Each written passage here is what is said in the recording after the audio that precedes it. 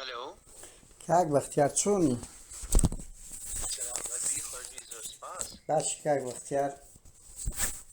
باشم ئەلحەمدولیلا سەلامەت بی. کاکە سپاس. یەک دوو پرسیارمان هەبوو ئەگەر کاتت هەبیتن. چی جەنابەت؟ وەڵام من لە سویدم، ناوم قادرە. بەڵێ سەرچاو. کاک بەختیار، ئێوە بڕیارێکتان دەرکردیە کە نابی پارێزەر کۆنگرەی ڕۆژنامە نووسی ببەستیتن. دەکرێت بزانین چۆنە، چکۆمات لەو ڕۆژانە لەگە وەزارەتی دەرەوەی سویددا دەنیشین لەگەڵ پەرلەمانی ئەوروپا. ئەوجە زانیاریمان دەوێت بەڕاستی بۆ بی ئەوەی دوای ئەو گلەی نەکەن بڵێن ئەنگۆ مەسەلەن بەس لە تەرەفێک دەزان. ئێمە لە لێدوانی ئەو ڕۆژنامە ئەو پارێزەرانە گوێبیستیەوە بوون، مەمنوعتان کردێ کۆنگرە ڕۆژنامەگەری ببەستن. لەسەر چاس نەخێوانیە و قسەی ڕاست نییە. ئەی چۆنە ئەنی چۆنە هیچ مەنعمان نەکردیە داواکاری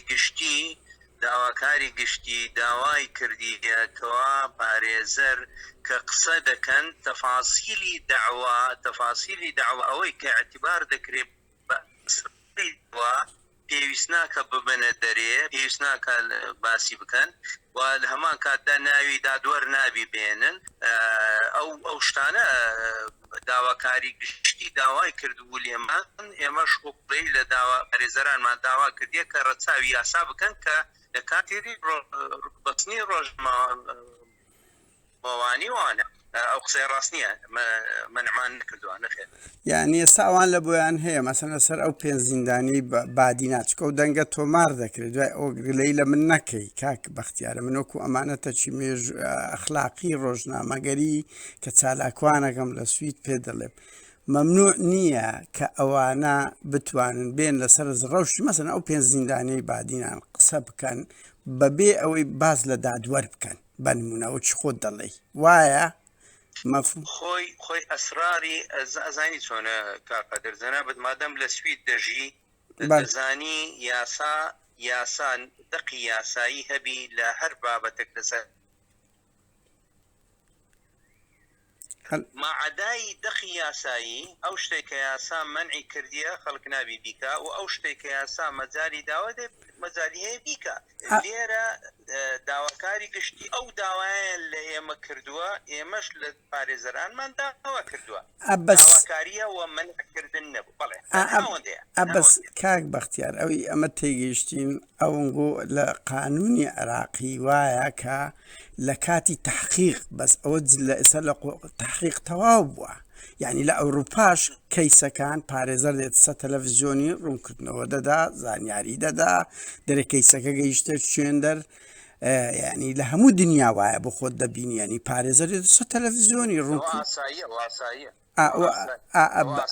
ئاساییە کەس ئەوە شتە مەنعناکە. بەڵام بڵێم وەڵا پێنج دادوەرن پێیان فلان لەگەڵ ئەو شتە بوون، دوو فلان لەگەڵ دانەبوون. ئەوە جایز نییە، لە دنیای شتیوانە ئەوەی برادرە ئەو خەڵکی مەدیکا زە پارێزەر بی غیری پارێزەر بەرشت تەفاسیل هەیە. بەرنامەی تەلەڤیزیۆنی هەیە، لە تەلەڤیزیۆن ئەو ڕۆ جەریمە کشتێک ڕوویداوە دێ یەکسەر لەگەڵ تەرەفەکان دەسی مقابلەی دەکا، ئەوەی دەکات ئەرێ چ بوو، ئەوە چۆن بوو، چۆن نەبوو، یەکسەر بڕیاری ئەوەی دەدا خەڵک تۆمەتبار دەکا. ئەوە ڕاستە تۆمەتبار ئەو کەسێ تۆمەت دەخرێتە پاڵی هەتا ئەو دەمەی لە دادگا تۆمەتبار نەکرێت نادی خەڵک تۆمەتباری بکە.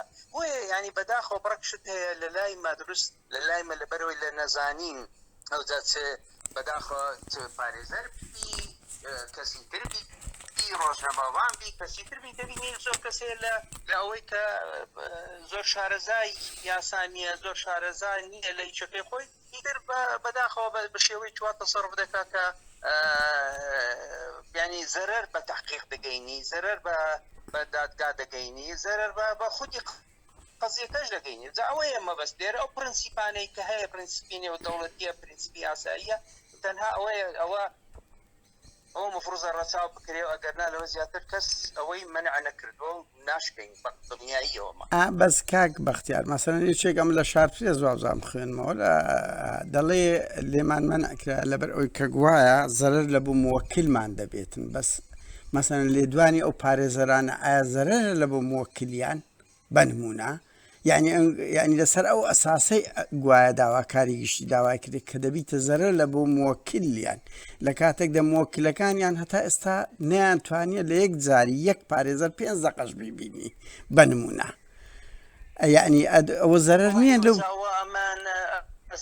زانی من لە قسەی ئەو خەڵکەی مەسئول نیمە هەر کەس ویترکە قسەیەک دەکا شەرت نییە ئەو قسەیە ڕاست بی و شەرت نییە ئەو قسەیە بەو شێوەیە بی کە باز دەکرێ من نازەم تەفاسی باشە کاک بەختیارم پرسیارەکرد لێ بکەم ئەنگۆ نەقیبی جەنابەت نوێنەری هەموو سندیکای پارێزەرانی ئەوەی معقولە تا ئێستا لە کوردستان ئەخرە وەک 9 مانگە خەڵک گیرایە پارێزەر نەیتوانێ بگاتەکنی یان یەک جارگەیشتەکنی 5 دقە دیتی دەیان جار پارێزەرەکان لەسەر تەلەڤیزیۆن باسییان کردیە پارێزەرە کاک قادر پارێزەر لەو بابەتەی کە شتێکی وا ڕوودەدا مەفروزە دەزانی بێتە چێ بێتە سندیکای پارێزەران کاکە شتێکی وا هەیە فەرمونون زەحمەت نەبی ئەوە ئەمن وەکیلم گیراوە لە فلان شوێن زەحمەت نەبی سندیکا ئەو ناهێڵن بچم بیبینم نالم لەگەڵی دابنیشم فەرموو مۆزوع بە جواب وەرە بزانە بیکەین بە هەڵا لەسەر ئەو مۆزوعیان نا زانیت کاکە یعنی شت هەیە ڕەنگە بە سیاقاتی خۆی ناکرێت بەڵێ بەڵێ ئەها یعنی ئێستا ئەگەر قەدارمان نەکاتەوە نازانین ئەو قسەی ڕاستیان ڕاست نییە بەڵام ئەو شتە بە فعلی ڕوویدایە ئەنگۆکو پرسیارۆکو پرسیارێک لێ دەکەم ینی نازم من ئاگادارنی ئەوەگەداری ئەوە نیم کە فعلی ڕوویدابی یان نەچووکە کەس نهاتوو بم بڵێ ئەو ڕوویداویان ڕووی نەداوە ولا ئەعلامیش کە قسە دەکرێت کەس هەر کەس بخۆی ئازادە ئیتر وایە وانە نازانم نەزانی ئەو قسەیە ڕاستیان ڕاست نییە بەس بەگشتی کاک بەختیار دەکرێت پارێزەر لە بووی نەبی لە ماوەی 9 مانگ یاسا هەیە بەڵێ یاساکە چییە بە جەنابتم یاسا دەتوانێت هەر کەسێک گیرابی با بڵێن تومەت خراپی تەپاڵ بەبێ پارێزەر نابێت تحقیقی لەگەڵ بکرێتەوە قانونە برا پارێزەر دەبیتەوە بۆ قانونە بکە بەس کاک بەختیار بە ئەو پرسیارەش کە ئەنگۆکو نەقیبی سندیکای کرێکارە پارێزەران ببوورە زیندانەکان لە ناو زیندان گوتیان ئێمە تاقیمان لەگە کرایە پارێزەرمان لەگەڵدا نەبووە یعنی لە کاتی تحقیق باشە ئەنگۆ یعنی چۆن قبول دەکەن مەسەلەن وەکو نوێنەری سند باسییان کردیە کاک بەختیار لە داگاکانی لێکۆڵینەوە کردیە کە دەبی پارێزەر ئامادەبی نەسی قانون هەیە هیچ کەسێک کە گیرا پارێزەری نەبی ئەگەر خودی خۆی پارێزەری خۆی نەبی پێویستە یەکسەر محکەمە پارێزەرێکی بۆ دابنێ لە لەگەڵی ئامادەبی ینی خودی دادگای تحقیق بۆی دابنێ انتداب بکە پارێزەری بۆ انتداب بکە ئەزانم بەس پارێزەرێکی ئاسایش لە بۆی دانرا دوور لە ئیرادەی خۆیان ئەوە دەبیتن شتیوالە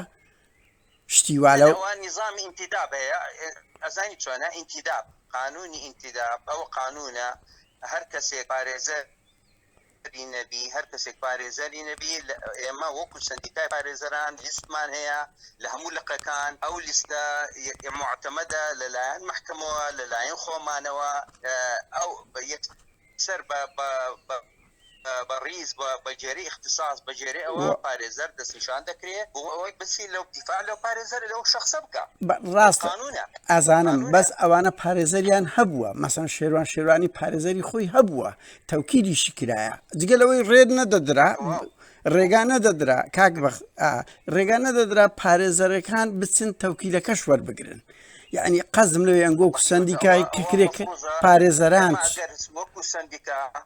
وەکو سندیکە ئاگادار بکرێنەوە لە شتیوە ئەمە بە دڵنیاییەوە بە جواب دێین و لەسەر ئەو مۆزوعانە بە قسە قبوڵ ناکەین بە دڵنیاییەوە کاک بەختیار بەس ئاگادار نەکرێنەوە ئەوە من مەسەلەن لە جەنابەت بویستم یان لە ئیعلام عامێکە باسی بکە ئەوەی بکە بەڕاستی ئەو شتێکی ترە بەڵام مەفروزە خۆ دەزانی تەعامل لەگەڵ قانون دەکەین قانون ئەوەیە شتی نووسرا و شتی